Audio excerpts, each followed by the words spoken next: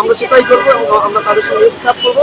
আমরা আইনের যে শাস্তি আছে তা আমরা আইনের উপর তুলে দেবো, যেটা আইন করা সেটা আইনই করবো। আমাদের আসলে কিছু নেই, আমরা তাদের উপরে কোনো রকমের অত্যাচার করবো এবং নির্বিচার করবো না। ভাই আপনার হাতে একটু সমস্যা দেখছি, সেটা কি আওয়ামী লীগের সঙ্গে হয়েছিল? না না, এটা সম্পূর্ণ আসলে একটা ব্যক্তিত্ব। আমি জুলাই আন্দোলন আন্দোলন করেছিলাম, ধর্ম বর্ণ নির্বিশেষে সকলেই যখন সম্মিলিতভাবে রাজপথে নেমেছিল, তখন আমি বাসায় বসে বসে মোবাইল দেখতেছিলাম, তখন দেখতে পেয়েছি যে এরকমের আমার মতো আসলে অনেকেই আসলে প্রতিবন্ধী বা যেমন ছেলেরা আছে আসলে হাত নেই, এরকম একটা ছেলেকে দেখছিলাম পতাকা কিন্তু ওর আসলে দুটো হাত নেই, কিন্তু আমার তো একটা হাত আছে, তাদের কি হয়েছে?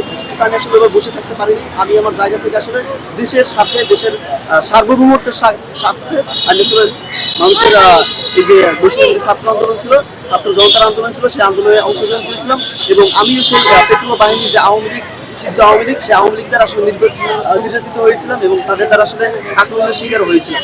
কেমন আক্রমণের শিকার হয়েছিলেন? এই যেমন ধরেন আমি আসলে এই অবস্থা মানুষ, আমি তারপর গিয়েছিলাম রাজপথে, যাওয়ার পর তারা আসলে আমাকে লাঠিপেটা করেছিল, তারপর আমি এক প্রকার দৌড়ে পালিয়ে দিচ্ছিলাম, তারপর তারা হচ্ছে আমার উপরে ইট পাটকে চলেছিল, সেই ইট এসে আমার শরীরে লেগেছিল, তারপর ক্ষত লেগেছিল প্রায়